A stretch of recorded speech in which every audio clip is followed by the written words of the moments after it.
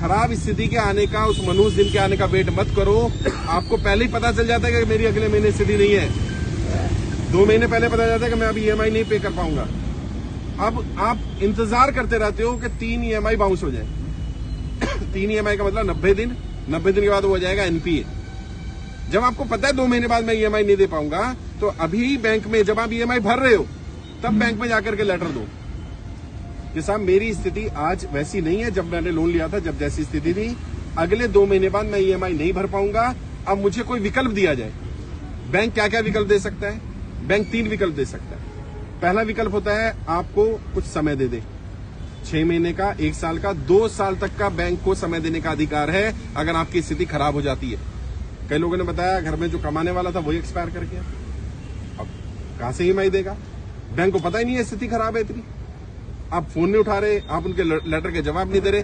आप बैंक को पहले ही बता दो कि भाई मेरी स्थिति खराब हो सकती है, अब मैं नहीं पे कर पाऊंगा, मुझे समय दे। या तो बैंक समय दे देगा, समय नहीं देगा तो बैंक दूसरा क्या कर सकता है? लोन रीस्ट्रक्चर कर सकता है। रीस्ट्रक्चरिंग क्या होती है? आपकी ईएमआई को कम कर देगा। आपका तो मेरी सैलरी थी 50,000 रुपए महीना, मैं 30,000 रुपए महीना ईएमआई भर पा रहा था आराम से। अब मेरी नौकरी छूट गई या मेरी नौकरी नहीं है या मेरी नौकरी की मेरी सैलरी कम हो गई, 25,000 रह गई, मैं 30,000 की ईएमआई नहीं पे कर सकता। तो बैंक से रिक्वेस्ट करो कि मेरी ईएमआई को उस रेंज में 15,000, 12,000 जितनी आप कर सकते हो उतनी रेंज में ले लेगा। इसको रीस्ट्रक्चरिंग बोलते हैं। रीसेटलमेंट कर सकता है, रीफाइनेंस कर सकता है, पुराना लोन क्लियर करके नया लोन दे सकता है आपको। आपकी ईएमआई अब नई वाली जो बनेगी वो कम बन सकती है। एक लीन पीरियड होता है। लीन पीरियड मतलब जिसमें आपको ईएमआई या इंटरेस्ट पे नहीं करना, ऐसा भी लीन पीरियड लिया जा सकता है 6 महीने से लेकर के 2 साल तक का।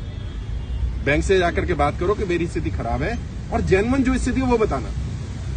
और बैंक से कुछ भी कम्युनिकेशन करो, बार बार बोल रहा हूं, बैंक से रिटर्न कम्युनिकेशन करो। बैंक क्या करता है आपको? जब भी कोई कम्युनिकेशन करता है नोटिस भेजता है। क्यों भेजता है? बैंक पागल है क्या?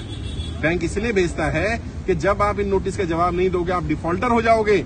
उसके पास 5 नोटिस होंगे, वो कोर्ट में जाएगा, देखो जी हमने तो इतनी बार इनको बताया था।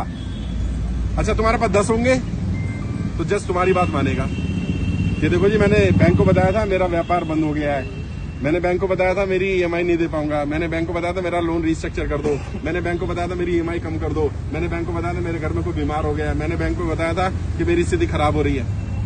बैंक को कोई सपना नहीं आएगा कि आपकी स्थिति आज खराब है, बताना पड़ेगा। अगर बताओगे तो बैंक आपकी बात सुनेगा। अभी गाड़ी में भी हम आ रहे थे तो एक व्यक्ति को बताया गया, उसने जाके बैंक में बात की, ईएमआई जा रही है उसकी। उसने कहा जी मैं अगले महीने से पे नहीं कर पाऊंगा, मुझे कम से कम 2 साल का समय दे दो। बैंक ने कहा 2 साल का समय नहीं मिलेगा आपको, मैक्सिमम मैं 6 महीने का समय दे सकता हूँ। और वो कह रहा सर क्या करना? मैंने 6 महीने मिल गए ना, पहले 6 महीने का ले ले। 6 महीने में जब 5 महीने हो जाए फिर जाकर के एप्लीकेशन लगाओ कि मेरी स्थिति अभी भी ठीक नहीं हुई। अगर नहीं हुई है, अगर ठीक हो जाए, ऊपर वाला करे, कोई काम चल जाए, कुछ हो जाए तो भरना शुरू कर दो।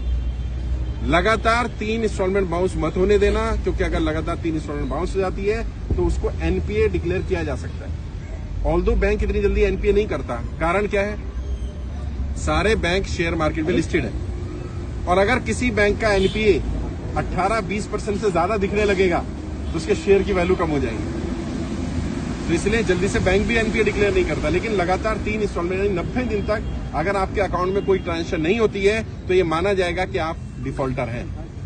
तो इसका इलाज क्या है? मान लो आपकी ईएमआई है 20,000 रुपए महीने की, आप क्या करो 5,000 रुपए डाल दो। अभी क्या होगा? ट्रांजेक्शन हो गया अकाउंट में, और अपने अकाउंट में नहीं डालनी, लोन अकाउंट में डालनी है। हर एक का लोन अकाउंट नंबर अलग होता है और पर्सनल अकाउंट अलग होता है। आप क्या करते हो? आपके लोन अपने अकाउंट से ही किस्त कटती है तो आप अपने अकाउंट में पैसा डालो, अपने में मत डालो। अगर पूरी किस्त डालनी है तो अपने में डालो, अगर पार्ट पेमेंट डालनी है तो लोन अकाउंट में डालो। अब क्या होगा? उनकी स्टेटमेंट में आ जाएगा किसी ने 5,000 रुपए डाले। अब अगर कल को कोर्ट जाएगा बैंक कि आप डिफॉल्टर हो तो आप दिखा सकते हो, देखो जी अगर मैं डिफॉल्टर होता। सर अभी मेरी भी 3 किस्तें टूट चुकी है, मुझे फोन आ रहा है बार बार। 3 नहीं टूटनी चाहिए थी, अगर टूट गए तो 10 तारीख को तीसरी किस्त भी मतलब हो गई, नहीं भर पाया। हाँ अभी टूट गई, फोन आ रहा था। तो बाद में बता देता हूँ। अगर एनपीए हो गया है तो इसका भी इलाज है। बैंक में जाओ, रिटर्न में एप्लीकेशन, ओरल नहीं रिटर्न में दो कि मेरी 3 इंस्टॉलमेंट बाउंस हो गई है, ये रीजन है, आगे से मैं इसको कंटिन्यू करने की कोशिश करूंगा, मुझे इन 3 इंस्टॉलमेंट के लिए समय दे दिया जाए। तो बैंक के पास ये भी अधिकार होता है कि वो 3 इंस्टॉलमेंट को ऐसे ही होल्ड रखे और आगे की कंटिन्यू कर दे। तो क्या होगा? आपका आगे का कंटिन्यू हो गया। अब 3 में जब थोड़ा सा पैसा है, थोड़ा थोड़ा करके 6 महीने साल भर में वो 3 क्लियर कर दो। फिर भी अगर 3 क्लियर नहीं होते तो कम से कम 1 जरूर क्लियर कर देना। 90 दिन डिफॉल्ट नहीं होना चाहिए एक फाइनेंशियल ईयर में।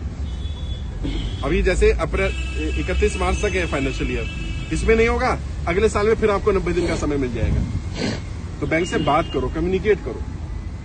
अभी आपने ट्रेनिंग अटेंड कर ली होगी, मुझे नहीं मालूम करी कि नहीं करी, अटेंड करो।